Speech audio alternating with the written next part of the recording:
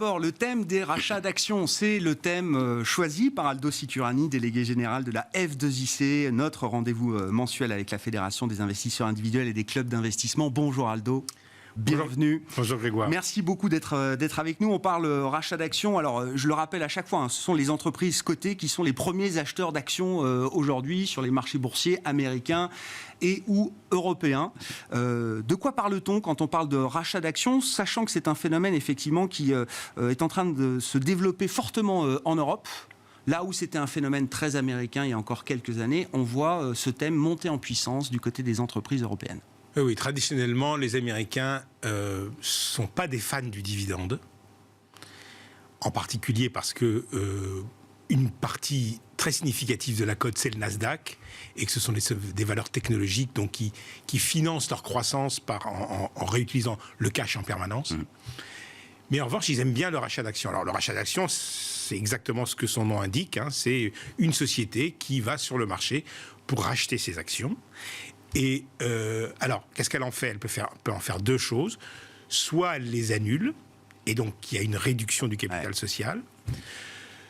Soit elle les garde pour les distribuer à ses salariés ou à ses dirigeants. C'est le cas le plus fréquent. Mais il arrive aussi qu'elle les redistribue à ses actionnaires. En France, on a quelques sociétés comme ça, dont Air Liquide, qui le fait tous les 2 ans. Vous avez Interparfums qui le fait chaque année, Euraseo qui le fait régulièrement également. Vous avez quelques sociétés comme ça, mais c'est quand même très, très rare. Donc c'est une opération parfaitement légale, mais qui est quand même très contrôlée. Les sociétés sont limitées dans la part du capital qu'elles peuvent racheter chaque année. De quoi parle-t-on en matière de montant notamment? Qu'est-ce qu'on peut dire du phénomène et de la taille du phénomène aujourd'hui, Aldo? Alors, sur la taille, il y a eu une étude, un recensement qui vient d'être fait par une société américaine qui s'appelle Janus Anderson, sur les 1200 plus grosses entreprises dans le monde. Donc on parle de à peu près un peu plus de 1300 milliards de dollars, soit à peu près autant que la distribution de dividendes. Un petit peu moins, mais c'est à 50 ou 100 milliards de différence. Ça, c'est le chiffre sur un an pour l'exercice 2022. C'est pour l'exercice 2022, pour les 1200 plus grosses. Ah ouais. Et donc là-dessus, il y en a 932 milliards. Ce sont la part des plus grosses sociétés américaines. Mais en fait, si vous prenez l'ensemble des sociétés américaines, on est sensiblement au-dessus maintenant des 1000 milliards. Et 218 milliards en Europe, dont un tiers pour le seul Royaume-Uni. Alors, ça, c'est alimenté surtout par les excellents résultats que les sociétés ont eus l'année dernière. Et on avait à peu près un phénomène relativement similaire en 2021. Ce qu'on constate, c'est une forte accélération en Europe, x5 sur les 5 dernières années, et x7 au Royaume-Uni. Au Royaume-Uni, c'était même pas, à peine 10 milliards.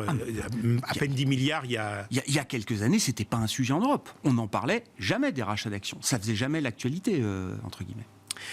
Non, parce que, en fait, les dividendes, oui. En Europe, les gros titres sur les dividendes, oui, mais jamais sur les rachats. Il y a une habitude de verser des dividendes. Alors c'est vrai que les sociétés faisaient fluctuer le nombre de sociétés qui sont extrêmement régulières et qui ne baissent jamais leurs dividendes est relativement faible, et elles ne se privent pas de le faire savoir. Air Liquide, je citais tout à l'heure, Pernod Ricard, L'Oréal. Toutes ces boîtes-là sont très bien identifiées. C'est même des thèmes d'investissement importants pour les gestionnaires d'actifs. Absolument. Le rachat d'actions, ça permet plus de flexibilité. C'est-à-dire que vous décidez à une année de racheter, prenons Total Energy, 4, 5, 6 milliards d'euros sur le marché. Vous ne le faites pas l'année suivante, l'actionnaire ne s'en rend pas compte. En revanche, si vous lui versez un rendement de 5 ou 6% une année et que l'année suivante, vous divisez par 2 le dividende que vous allez lui donner, ça, il s'en rend compte tout de suite. Le dividende, c'est une promesse. Le rachat d'actions, c'est un bonus, quoi. Oui, c'est un bonus. Et puis, parfois, s'il n'ouvre pas les journaux financiers ou s'il ne regarde pas Bismart tous les vendredis, eh ben, il ne le verra pas. Et puis, il y a un autre effet, c'est que le rachat d'actions, comme je vous l'ai dit au début, si vous les supprimez, vous réduisez le capital social, donc vous faites automatiquement monter le bénéfice net par action. Ouais. Or, ça a 2 effets. Le premier effet, c'est que les analystes, eux, ils évaluent une entreprise en fonction du bénéfice net par action. Si le bénéfice net par action monte, eh ben, ils vont monter leur objectif de cours. Ça va avoir un effet boule de neige sur le marché. Bon, là, tout va bien. Puis, le deuxième effet, c'est que de plus en plus maintenant, dans les critères de rémunération des dirigeants, vous avez l'évolution du cours de bourse. Et donc, le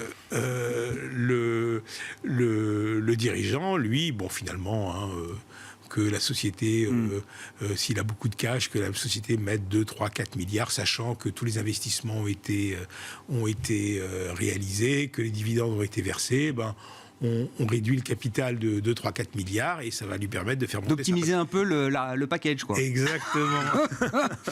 Ouais, non, mais c'est... Moi, je retiens quand même le point de la flexibilité financière que ça offre, parce que je pense que c'est pas anodin, Aldo. Comme vous le disiez, couper un dividende, ça peut plomber un titre pendant longtemps. Surtout quand on fait partie de ces entreprises qui attirent les investisseurs par la régularité et la croissance régulière du dividende qu'elles peuvent servir. Parfois, il y a le rachat d'actions, ça apporte une flexibilité. Vous pouvez engager un programme, le stopper, le suspendre, le reprendre, l'annuler. Dans un contexte incertain comme on le vit aujourd'hui, c'est pas illégitime de s'autoriser cette flexibilité financière en préservant quand même un retour à l'actionnaire qui peut être plus ou moins légitime. C'est un autre débat, mais qui fait partie du jeu, entre guillemets. D'autant que les entreprises peuvent être prisonnières de leurs dividendes. Elles ne le sont pas du rachat d'actions. Alors parfois, ça peut avoir des effets pervers. On va se dire, ok, si vous prenez Apple par exemple, Apple, ils ont augmenté de X, je ne sais plus combien de pourcents ces 10 ou 15 dernières années, c'est absolument phénoménal. Un tiers de la performance est dû au rachat d'actions. Ouais. 600 milliards de dollars de rachat d'actions sur 10 ans, j'ai vu Apple. Voilà. Mais vous ne pouvez pas aller contre le marché.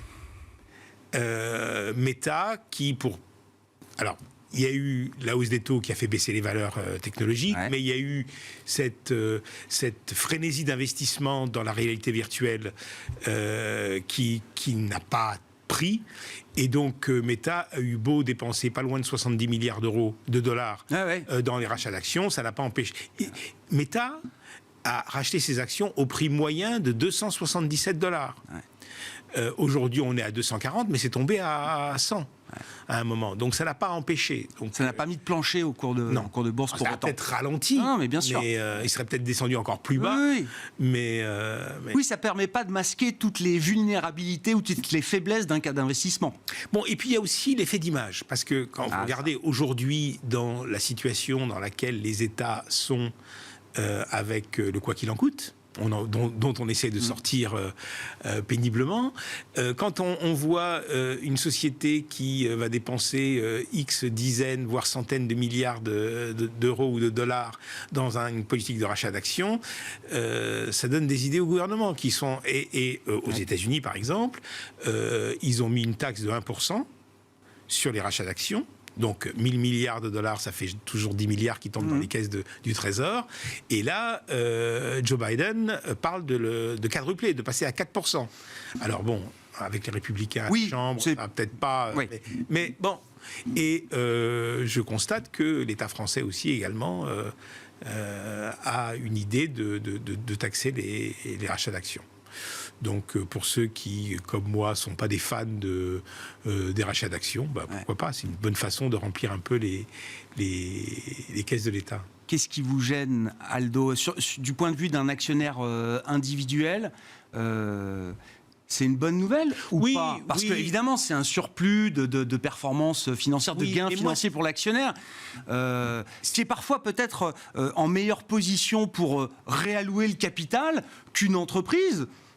Ça peut arriver. Oui, alors Il y a aussi des professionnels chez les investisseurs et les actionnaires. On ne va pas demander à Hermès ou à LVMH de construire des usines à batterie à Dunkerque. C'est sûr. Mais je vois quand même que toutes nos entreprises voient de nouveaux concurrents arriver et peut-être qu'elles ne sont pas toujours aussi présentes qu'elles pourraient l'être sur certains marchés et qu'elles pourraient utiliser cet argent pour continuer à se développer. Les Chinois, regardez les Chinois avec la voiture électrique. Il y a 5 ans, ils n'existaient pas. Aujourd'hui, moi, si j'apprenais que Stellantis rachète ses actions, ça ne me ferait pas plaisir. Bon, vaste sujet, effectivement, et en tout cas, c'est un phénomène qui se développe aujourd'hui en Europe, qu'il faut prendre en compte quand on est investisseur. Hein. C'est du flux sur les marchés actions, bien sûr, et puis c'est un nouveau sujet politique également. Après la case dividende, il faut trouver une manière politique d'adresser cette question des rachats d'actions. Merci beaucoup, Aldo. Aldo Sicurani, délégué général de la F2IC, notre rendez-vous mensuel avec la Fédération des investisseurs individuels et des clubs d'investissement.